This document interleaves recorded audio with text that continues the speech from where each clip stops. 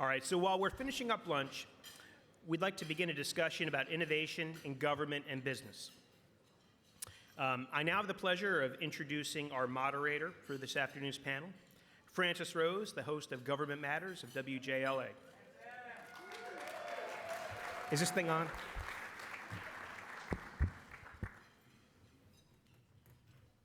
Jonathan promised that he would make it short, and he did, and I appreciate that. I'm grateful to you and your colleagues from ACT-IAC. You're putting on a terrific conference so far, and I'm really pleased to be a part of it. Thank you very much. If I could ask my colleagues on the panel to join me on stage, and I'll sit with you in just a moment.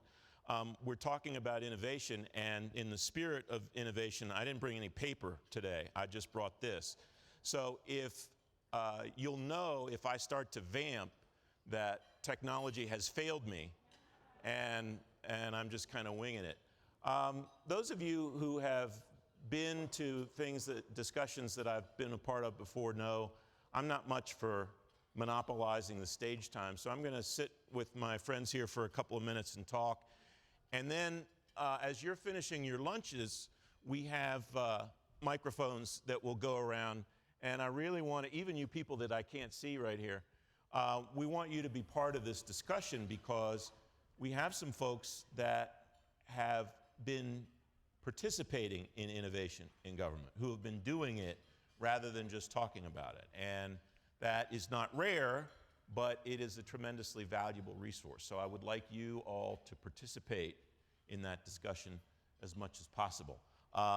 Directly to my left is Mike Whitaker of ICF International. Next to him is Alexis Bonnell of USAID, Kevin Ewell-Page of GSA, and down to my far left is Avi Bender of the Commerce Department. Avi, I want to start with you because as we sat at lunch, we talked about some of the themes that you detected as you dipped in and out of the sessions this morning, and I'm curious as to what some of those themes are. Right. What are the common threads that you're hearing? So I went to the two earlier sessions this morning, and both two different sessions, but I did hear some common themes. First, to use Alexis, my favorite term when she uses, really, that I do notice here that we have the coalition of the willing. Everyone is really speaking and thinking about, business outcome.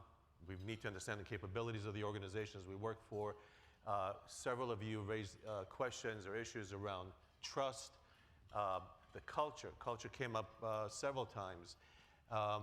The importance of federal-private sector partnership and the timing of how that happens came up a couple of times. The importance of really trying to understand what problems are you trying to solve was a theme that resonated with me. Design thinking about how you operationalize that actually into the way business gets done within the government. And then something that I will talk about a little bit later on, which is really very important. It's something as simple as having the conversation at the right time. What I think is useful and encouraging about that list, and Kevin, I'll ask you to kind of weigh in on this. None of those are technology-based. None of those require any great policy prescription from somebody. Those are all things that anybody in this room, whether you're in government or industry, you can go back to the office tomorrow afternoon or more likely Wednesday and start doing that stuff now, right, Kevin? I mean, that's the kind of things that I know you and your colleagues in FAS are doing and constantly facilitating now. That's what drives a lot of the innovative solutions that you're coming up with.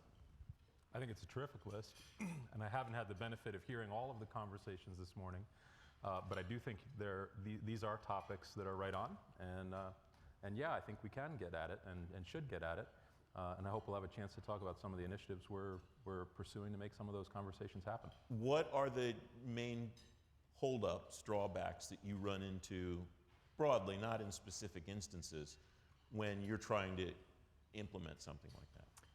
Well, I mean, there's the basic human problem of operating at the kind of scale that we operate at FAS and across the federal space. And so we're looking at a very large room of people here who are the coalition of the willing, who are listening careful for the messages, and the fact that we have to expand the message beyond a room even of this size to something 10,000 times bigger does represent a little bit of a challenge in getting the conversation started and building the culture around that communication.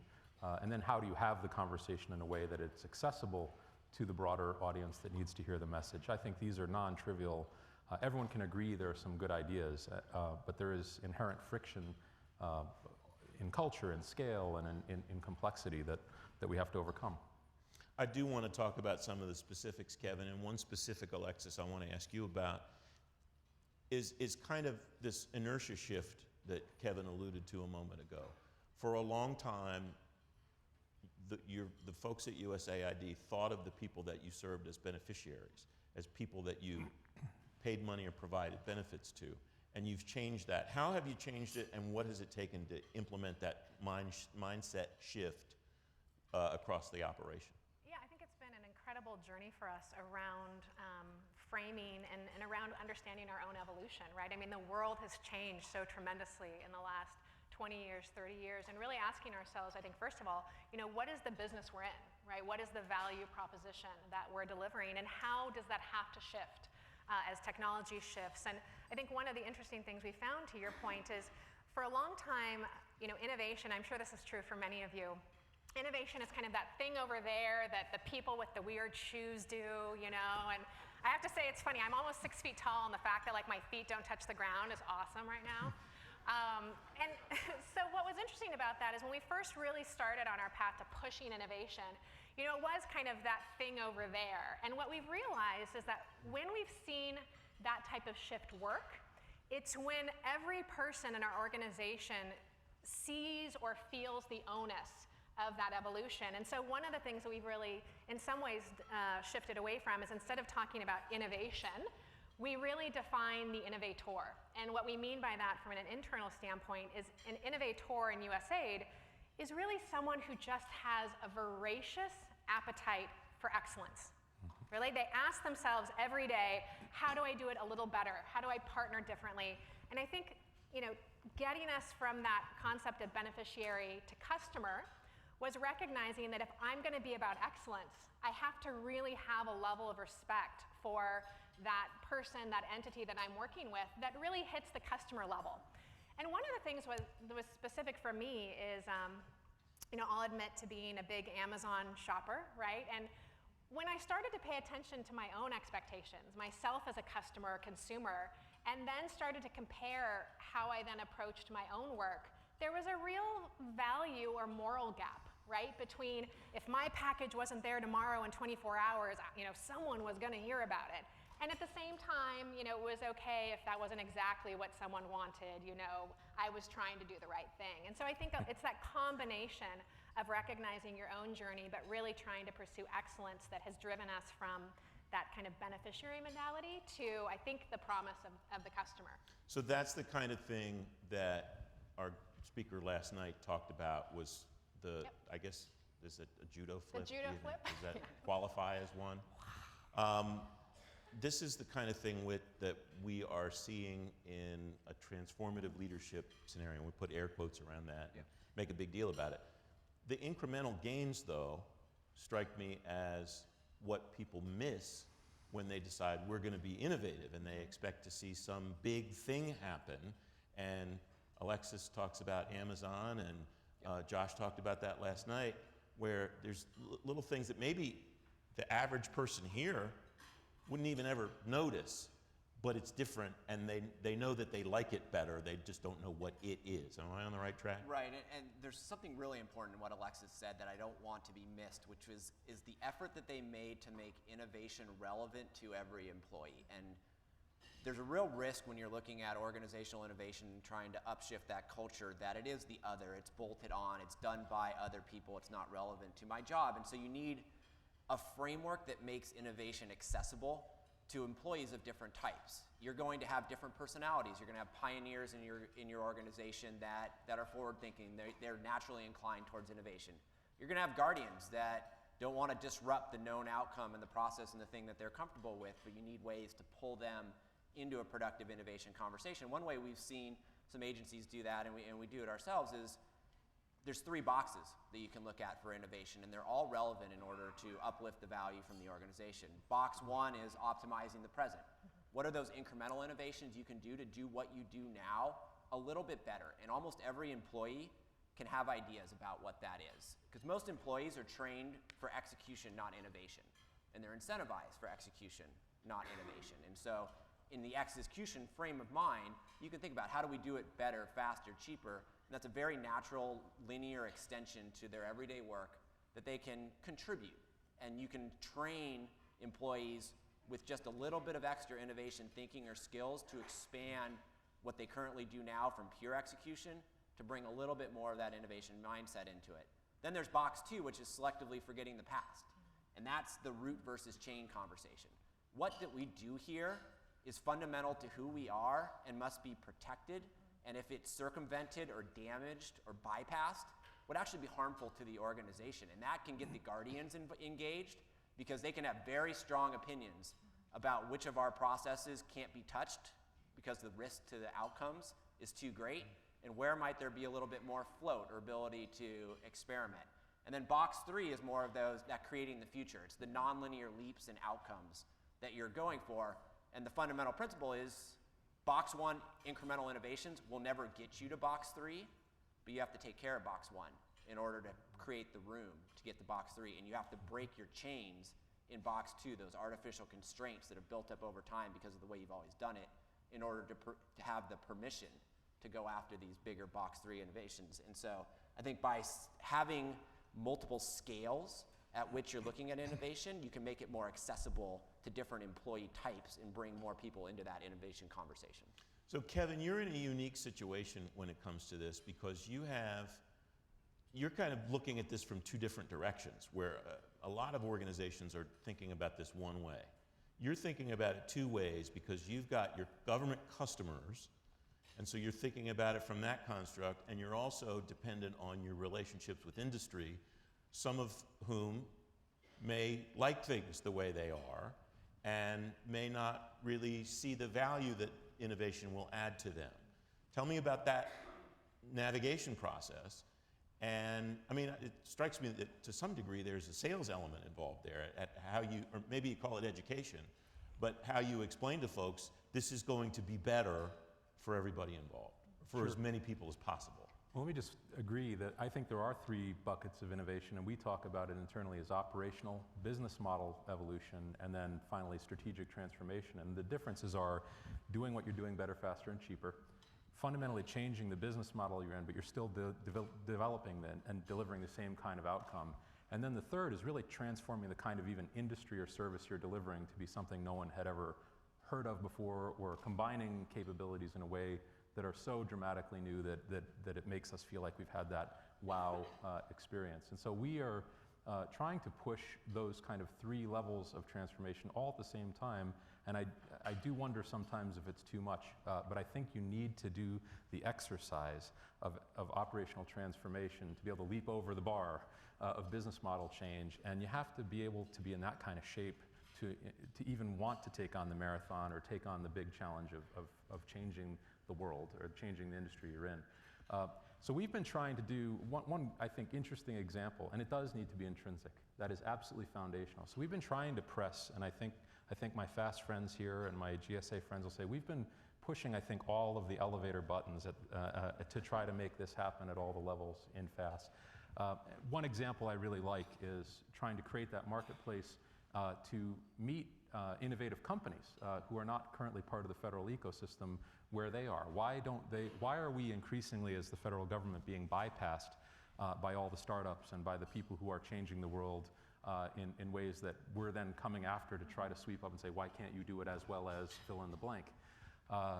And so obviously we create a whole ecosystem in the federal space that's difficult to navigate, difficult to understand. And we've had an entire Making It Easy campaign designed to take what we do in the federal government as well as we can and reduce it to plain English, and to extend an outreached hand to partner with new and innovative companies. We had for a long time increased the barriers to entry so that we would get only the most qualified firms in our federal ecosystem. And then it became clear that we'd increased the barriers in ways that were forcing otherwise qualified partners in our ecosystem to bow out and choose to pursue markets in other countries or in other industries before they would come and support getting the mission of the federal taxpayer done or the federal citizen done. So we've worked very hard to reduce the barriers to entry through this Making It Easier campaign and other approaches, and opened up a springboard, for example, that allowed us to make responsibility determinations to get new and innovative companies onto schedule who before were barred. And we've had hundreds of companies that have come and gotten trained, several dozen that have now actually joined the federal ecosystem. And this is really important for us as we're trying to inject new thinking, new capabilities into the marketplace. And it is entirely about outreach, partnering, listening to the customer or listening to the entity not being served today and understanding what in the journey map, what in their experience repels them from wanting to do more with the government, in our case with FAST. So we have been trying to use the full gamut of intrinsic change, journey maps to understand where the pain points are, policy changes to reduce the burden to doing business with government and becoming friendly, to try to really do some of those small judo moves on the overall federal system. And we're very, very proud of the progress and hope to do more. Avi, you were on Government Matters recently talking about NTIS, a very important program that you oversee, and it involves the exchange of information with government and the private sector. Tell me about, give me the thumbnail first of all for folks that didn't see it, and then tell me about how what you've seen today, what you talked about earlier, and what your colleagues up here have talked about, how all of that kind of folds together. I think it falls together on, basically on the new operating model. NTIS has a joint venture authority to work with the private sector to deliver innovative data services to federal agencies. We have a statutory authority to go to market with the private sector. We're able to essentially get started and get to done, initiation of a project, in 60 to 90 days. Our value proposition is not just the access to 30 world-class organizations.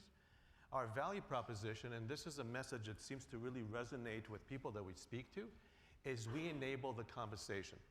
Now let me just explain what I mean by that. Typical approach for solving problems within the federal space is the feds get together, they have a problem to solve, they need to come up with a capability statement, maybe do some market research, put together a good RFP, maybe 9 months later, a year and a half later, the system will be defined and an award will take place. But what if we could actually do this conversation within a few weeks and engage the private sector in the conversation to help the federal government do a much better job of defining ultimately what is required? Why are we, the feds, expert in what it is that we need to do? Why can't we engage the federal government, the private sector much quicker? So we have a merit-based process that we have put in place that allows us to make that happen. And we're delivering results as we speak today for HHS, FDA, my colleagues at DHS, CIS, and others. So that is really very important. And when you look at the value proposition here for federal agencies, and it relates to some of the themes that I heard, is to net it out, we're providing federal agencies with capacity to scale in a timely manner. Capacity to scale means getting access to the best data resources that you can get access to, the right tools, open source, non-open source, research institutions, for-profits, not-for-profits. It's very difficult for the federal government to turn on a dime and just hire a couple hundred more people, right? So what's truly innovative here is the approach of engaging the private sector as early as possible. Now, our focus right now is on data-related services, but based on what I'm seeing, I don't know why it can't be extended to other things, in the future. Yes. So I was in the innovating acquisition session earlier, and what you're speaking to, I think, talks to a lot of what that panel called out as issues. And one of the primary issues that they were identifying was that the federal government in acquisition fundamentally does not properly value time. Time elapsed for vendors or for government staff in doing it. So that 60 to 90 day cycle as opposed to a 9-month cycle, there's a real monetary value on that. And probably more importantly, it opens the door for more innovative companies to play, because it's a more predictable time frame for a yes/no decision on their services and isn't tying up capital or human resources going after this acquisition and leading to that longer uncertainty, and it brings more players to the table. Just a quick follow-up, if I could. Please. There's tremendous I've been in the private sector. I spent about half of my career in the private sector and half in the federal government. When I was chasing opportunities, there is tremendous cost of looking at these opportunities and deciding what to bid. Are we in the account? Do we have a chance? It just sucks a lot of energy out of you.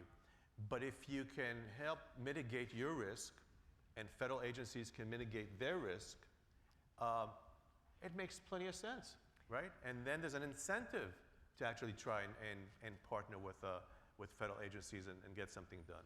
Alexis, you wanted to make a point, and I want to give you a chance to do it, but Kevin, you're sitting over there grinning like a Cheshire cat when he's talking about time, and I wonder if you want to explain where the grin came from. Well, first, I was thinking that there isn't a person sitting at any of these tables who doesn't agree with that, I think, by raising, I mean, I see a lot of nodding out there, so that's why I was laughing. You know, a lot of what we try to do in the GSA value proposition, very similar to what you're talking about, is to try to create the capability through the vehicles we offer to reduce the time to value because we've done a lot of the competitive work up front that makes it easier to get into a task order or an arrangement with the private sector. It ain't perfect, but it's one of the better shows in town right now. And what we want to do is to figure out how do we go from weeks to minutes in a lot of the service offerings that we have, and in the ability to take advantage of shared services and other things that are coming to really make the user experience for our federal customers, and that, for that matter, our industry partners supplying that service, a lot less fraught with delay and time value of money risk. Alexis, you're the A student in the crowd. You're the only one that's sitting up here making notes. I know, You've right? got to have some great stuff on that sheet. I do. I'm ready. All right, go. But I think I need the audience to play with me for a minute on this. So, you know, one of the things I think we're all talking about in many ways is almost this democratization, if you will, of being able to play with government, right? Government for a long time was kind of, here are the rules, you are over there, you stay there, you do what we want, send us what you want, you know, and then, you know, we'll let, you know, one or two of you in. And I think for us, there was a huge recognition that lack of democratization meant that none of us, in my particular industry, were playing with the right business intelligence. And that meant the ecosystem didn't work, right? So whether that was, you know, a donor or funder who didn't know what innovation was out there, whether that was an innovator, an entrepreneur that didn't know something, whether it was the money flow, the acquisition flow. And so this is where I want you all to help me. So I want you to say, when I raise my hand, all together out loud, it is possible. And then I'll tell you what's possible, okay? So all together. It is possible. To get 100 players in your industry together in a room to agree on a whole bunch of things to make a platform that shares this business intelligence real. One more time.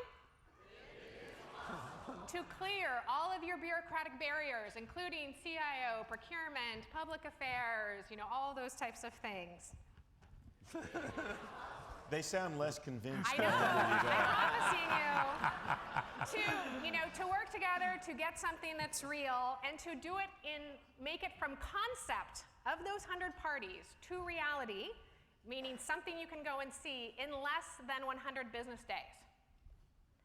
It is possible, right? And so, you know, a lot of times, and each of us up here, I think, represent an element of this attitude shift or culture shift that democratization, you know, that this kind of shared business intelligence working together, it's not only possible, it's just smart, right? And so how we move from kind of optimizing, I call it the snorkel principle. So people here snorkel, right? You know, when you put in your snorkel mask, you look in the water, and that's kind of your world, right? Like you could be about to be run over by a yacht, but like there's a really pretty clownfish right there, you know?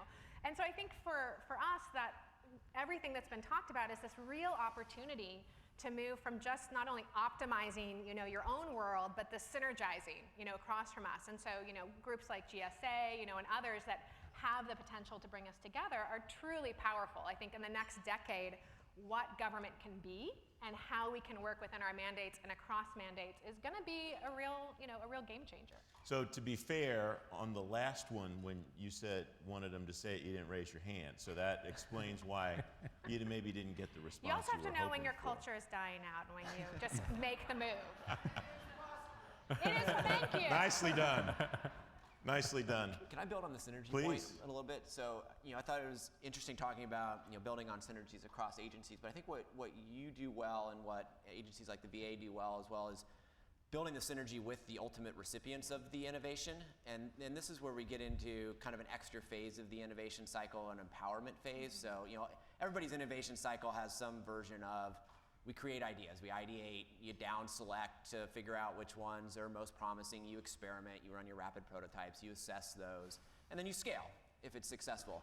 And there's a few unique examples out there where the ultimate recipients of that innovation, it becomes not a one-way but a two-way flow, and there's this empowerment of the recipient community. And I was trying to get Andrea Ippolito here from the VA Innovators Network, and unfortunately she wasn't able to attend, but they have a really great story where they put out, they'd followed that traditional innovation cycle where they said, we're looking at making better prosthetics and assistive technologies for veterans. And they used human-centered design principles. They engaged that community in what was really helpful. They then put it out as open innovation, used the maker community to put in 3D printed designs, tapping into the full creativity of the population, and then they were able to apply the ones that were most successful in that setting.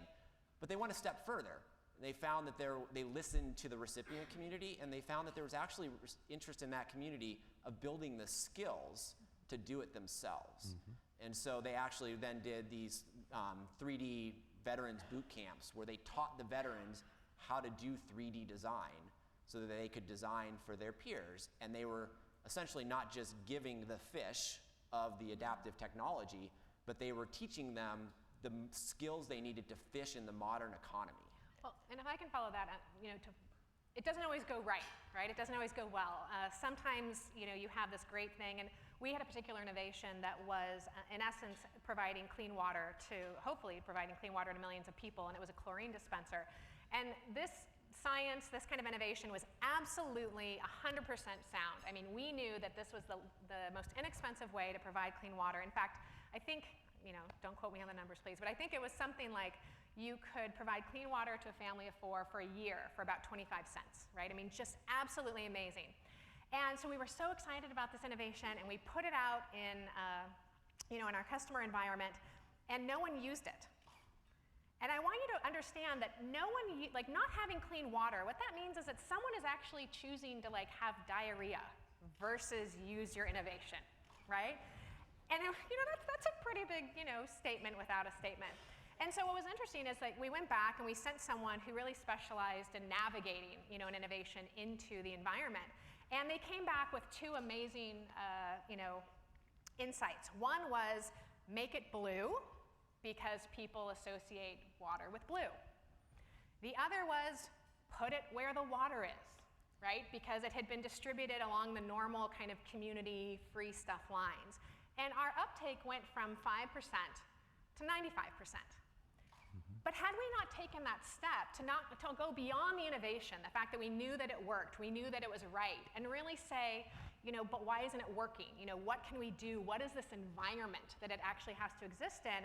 We would have stopped, right? We would have said, oh, this is a failure, scrap it. And in fact, those 2 simple changes, took it to a 95% uptake rate in a ridiculously rapid time. And so I think sometimes we have to remind ourselves, even if you get it right, you have to still be sensitive, to the environment, to the customer, to the way it's being navigated. And that's a lesson that I think we continue to learn every day. But, it's a question too of where do you judge? At what point do you judge whether something's working, right? Have you given it the right amount of time? So this is, I think, a challenge for all of us. I want to.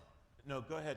Make a quick one, and then I want to follow on to her, and then hear from them. Got it. So a quick theme that I always hear is it's about our culture, it's about silos. So let me, just expressing a personal opinion.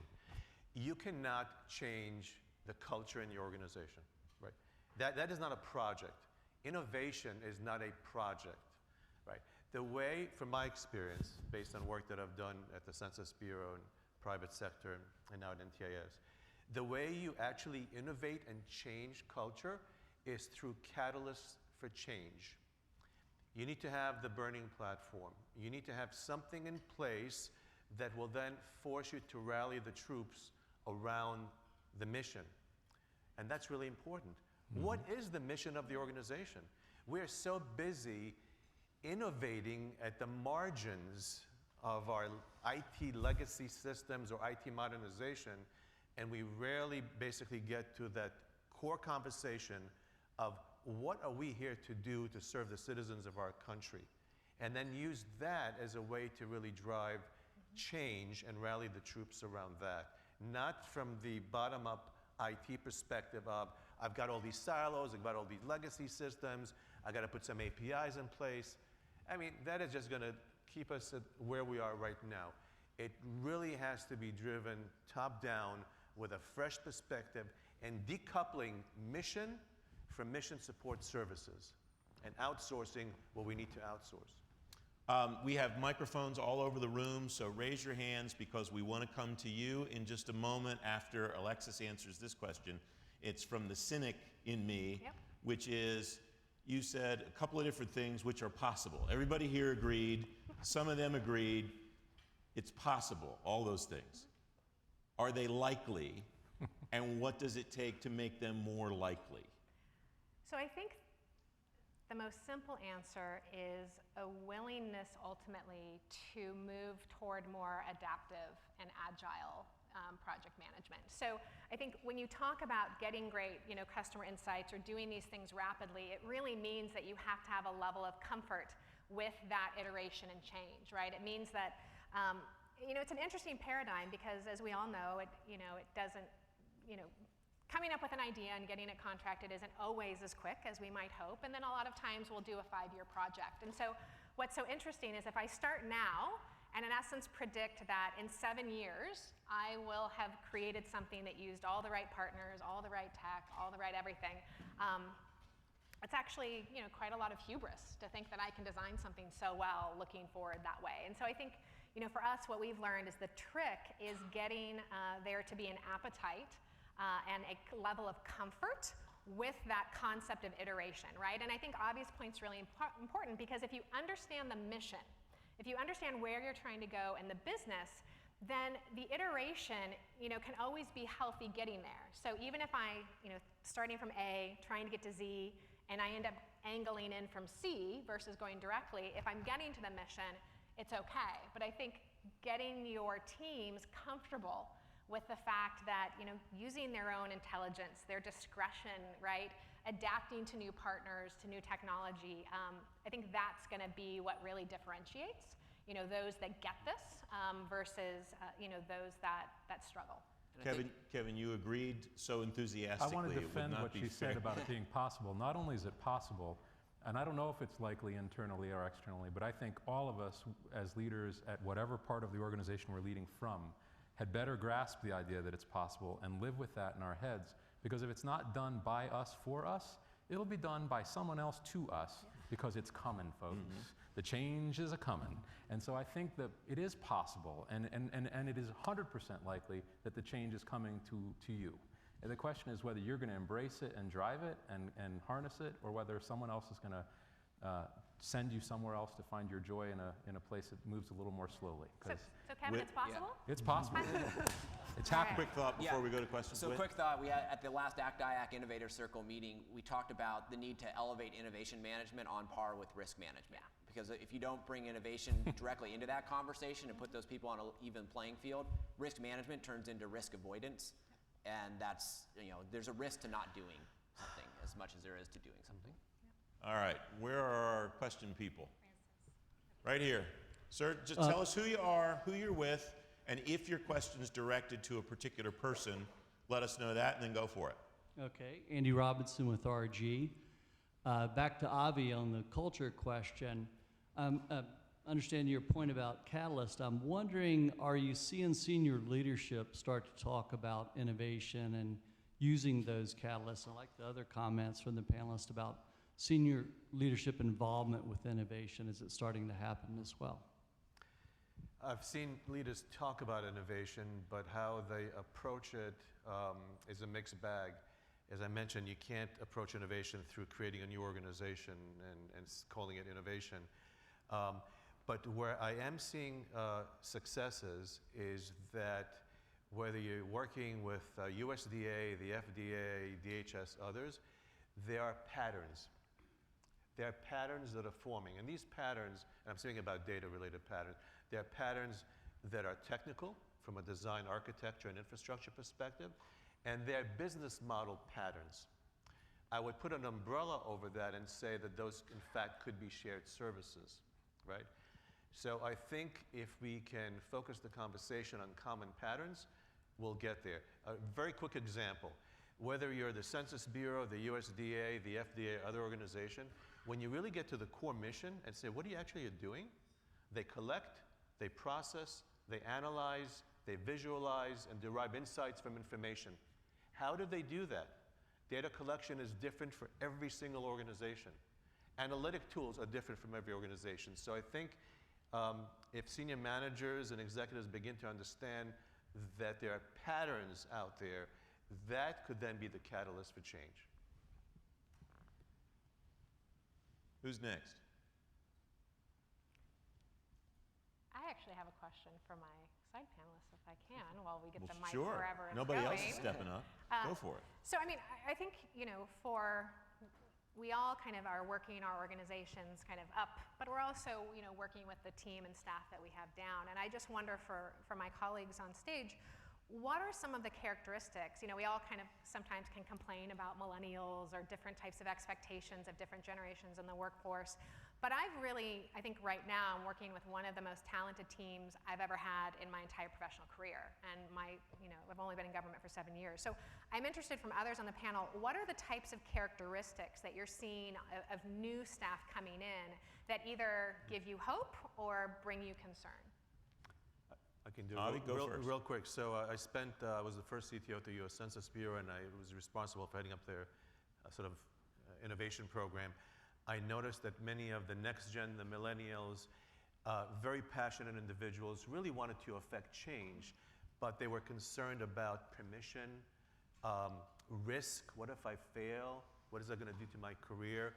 And is this the right environment? So at least in my case, what I found out is that once an organization recognizes that they really need to leverage their intellectual capital, they have to create the environment where people will not, do not feel that they have to be risk averse. They can experiment. They can fail. How do you do that? It's not too difficult. Decouple your experimental area from your operational network. Give them an opportunity to experiment and to fail. So I think we really need to look at many of the younger folks coming in as the future and just give them an opportunity to succeed. And we're seeing that in pockets throughout various agencies. So I just say I work with the most talented team in the federal government, period. I feel that way. Well, and I I'm not I think sure there's about some that. people here that want to fight you Judo chop. for that. But I walk around the halls and I'm stopped daily by people, not just millennials, some folks even older than I am, who are constantly trying to figure out how to push the boundary, how to move the envelope forward and do all this stuff. And I think we're at a hopeful time. The concerns that we've all had about the bow wave of retirement, I say bring it. Everyone who wants to retire should go do that, because I think, and not because you don't have valuable expertise, but because you should go find your passion where you want it if that's the way you're feeling about it. Go do it. Because we have people in this country, and we have the young people coming along, and the people working here, we're on it. And I don't have any of those concerns. I think people are really embracing this change. Right. I just have a quick question. And this goes back to the last two sessions that I heard. So the federal government has a number of incredible instruments at its disposal. We've got USDS. We've got the folks at ACT-IAC. We have the FAR, exercise in a certain way. Challenges, grants. We have also joint venture authority. How can we do a better job of sort of integrating our collective service offering, maybe it's a shared service, in order to create new operating models? Whit, do you want to take that? Because you've written about kind of a strategy of how you tie all of those things together. Yeah, I think obviously a challenging problem. I think when you're looking at trying to affect change and innovation, there are fundamentals to an innovation program that need to be applied at whatever type of agency you're in, and I think there's a lot of, in terms of assessment of a baseline of innovation. So how do we actually measure our culture of innovation and do it in a way that's meaningful to our organization? And we have a 6 building block study that we use internally, and I think once you start to quantify that, you start to identify the weaknesses in your organization and the gaps that are there, whether that's at an individual level or at a unit level. And when we're talking about trying to get the culture of innovation to shift throughout an organization as opposed to just within a few individuals, these broad-based key performance indicator settings and the ability to track that over time is very illustrative in terms of those opportunities, and it helps to crystallize with leadership at multiple levels where are the levers that can be pulled around values, around safety, the ability to bring forward ideas, around the clarity of success metrics, the processes that we have. And I wanted to bring one that I think could apply to any institution, and I think this is, there's some training around innovation. I want to come back to that the most employees are trained and incentivized for execution, not for innovation.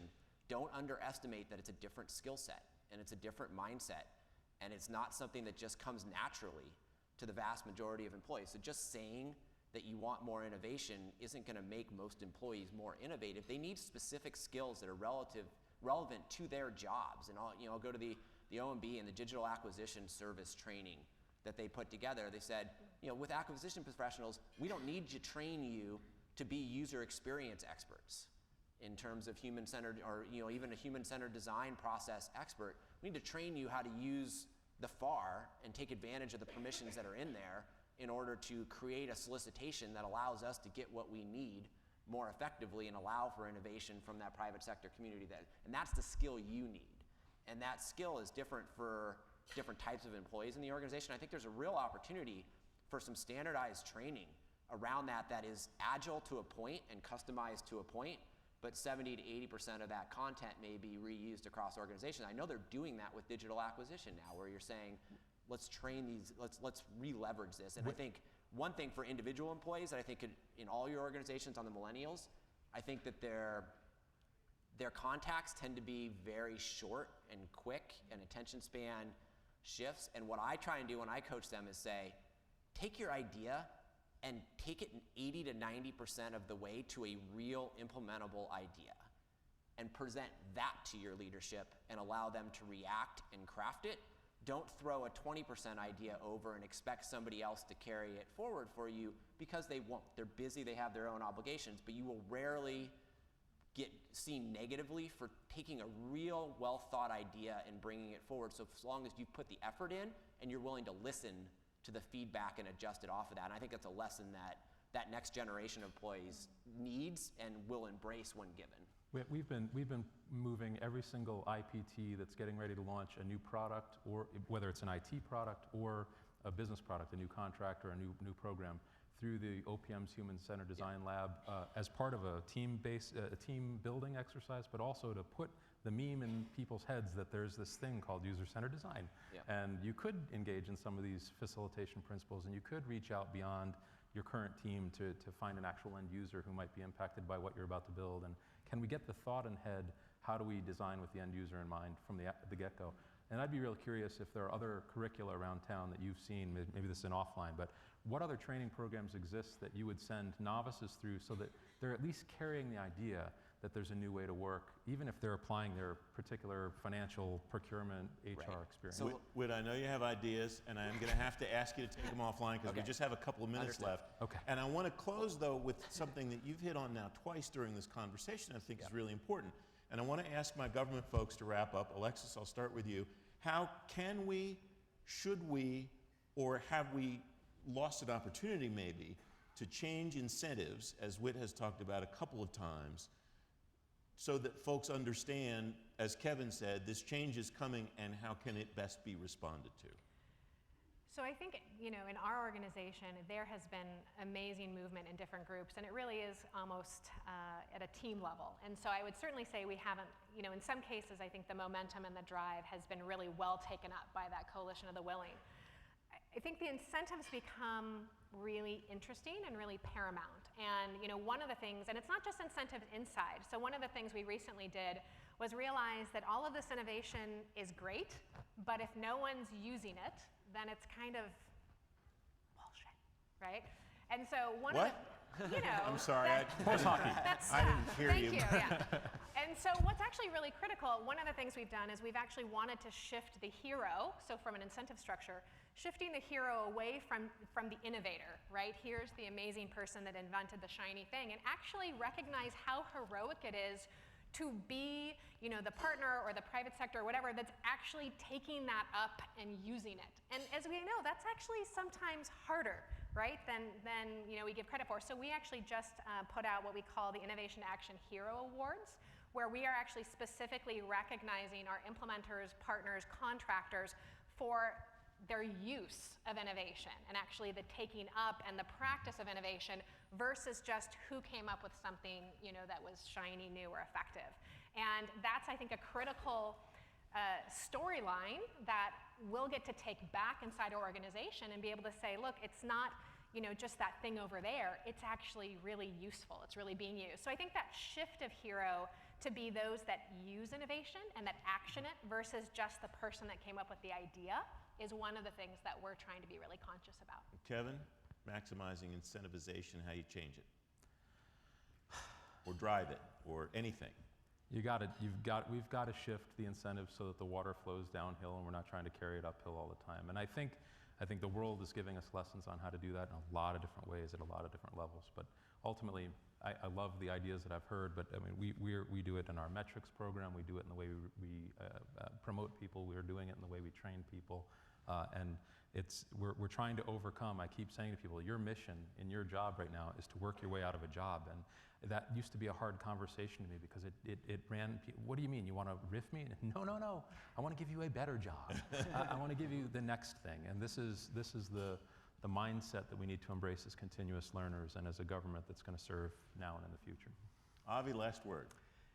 It's going to sound somewhat cliched, but IT folks should spend more time being engaged in helping chart the strategic mission of an organization, not alignment after the fact and struggling with these issues. And if you can affect that, then all this talk about agile development, service-oriented architecture, object program, or all that stuff somehow needs to be operationalized into a new operating model of how we execute and deliver services to citizens.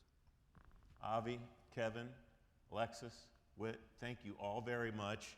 I want to thank ACT-IAC for inviting me to be a part of this, and especially somebody, I think it was Jonathan, stole my thunder last night. The ACT-IAC professional staff just does a tremendous job with this event and all the events that they do every year. And congratulations to Keisha and Rachel and everybody else who I've forgotten. Thank you all very much for the great work you're doing.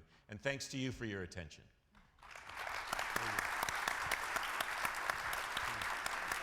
Thank you, Francis, and our panelists. We really appreciated this conversation on innovation. I really like the part, the focus on culture and incentives in that culture to try and affect change. I think that's really the key, based on my challenges that I see on a day-to-day basis doing these things. So it's now time for us to get back to the work.